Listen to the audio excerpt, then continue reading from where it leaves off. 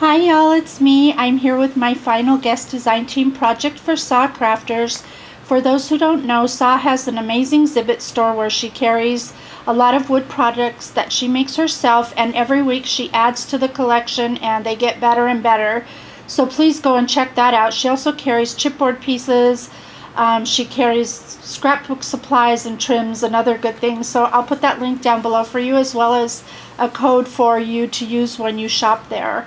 So thank you so much, Sa, for having me. I really had a great time working with your products. They're lovely, and they made me think outside the box a little bit, which I always am intrigued by when I can do stuff like that. So anyhow, let me start by showing you what I've created. I used this chipboard piece here, which is the dress. Now, it is intended to be a mini book. It has 5 sheets that you get with it. I, however, didn't want to make a mini book because that was too expected. So I created something different. So let me show you. There's 2 parts to it. So I'll show you the first part and then I'll get to the other part.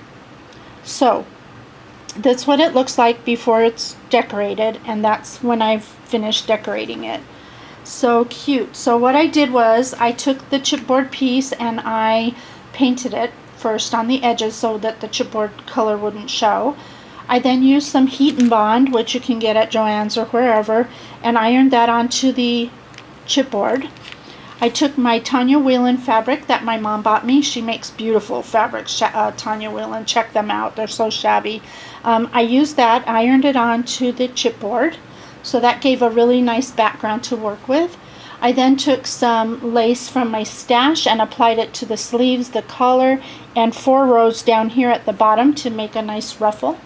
I took this 9-row rosette trim from Sa's shop to embellish it with, and I didn't want to cut this because I hoard this stuff, but I decided I wanted to have it on here, so I added some around the areas that you see there.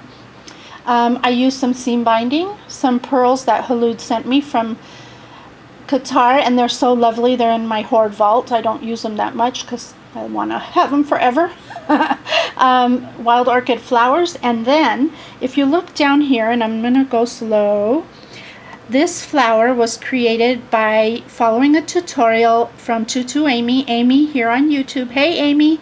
She made a tutorial on this little shabby flower, and I fell in love with it, and I had to make one. So this is my very first one.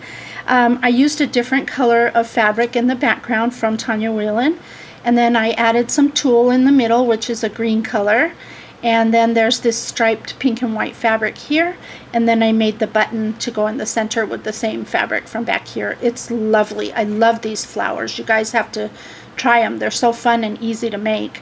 The results are stunning. I added some sprays from my collection, some beads here from Halud, wild orchid flowers, some leaves from my stash. So it's really pretty. It's very simple. And now this is my second part of it. I decided when I moved, and I finally moved into my home that I hope I don't move again from, that when I moved, I would start to unpackage all of my scrapbook supplies that are in packages, and put them and throw the packages away, because I just kept them in packages. I figured it was easier to move stuff when it was in their original packaging than have all these loose things all over the place. With that said, I decided to turn this into a holder for my embossing folders. Now I'm going to turn it a little so you can kind of get an idea.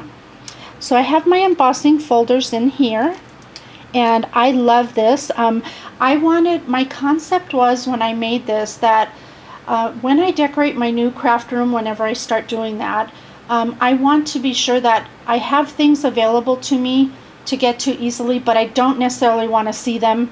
So in this case, like for example this, it will be sitting on a shelf and you'll only see the front of it. You won't see the contents behind it, but I still can get to them. I decided to make these dividers right here out of chipboard. I used an EK Success punch to punch this out of paper.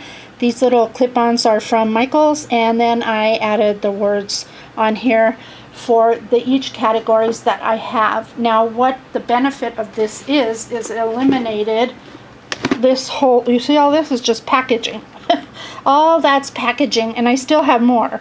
I got rid of all of that and just kept them in here. Now they're easily accessible, and I did continue the fabric all the way around, even on the dress. I don't know if you can, let me see if I can lift my camera. See, I even continued it on the dress so that it would not look incomplete. I like finished looking things. I added that rosette trim and the lace around the whole box. And again, there's all the little tags in there on their categories. So there's my project. I hope you like it. I hope you're inspired to make something beautiful from Sa's store, and I will see you all soon. Take care and do what makes you happy. Bye for now.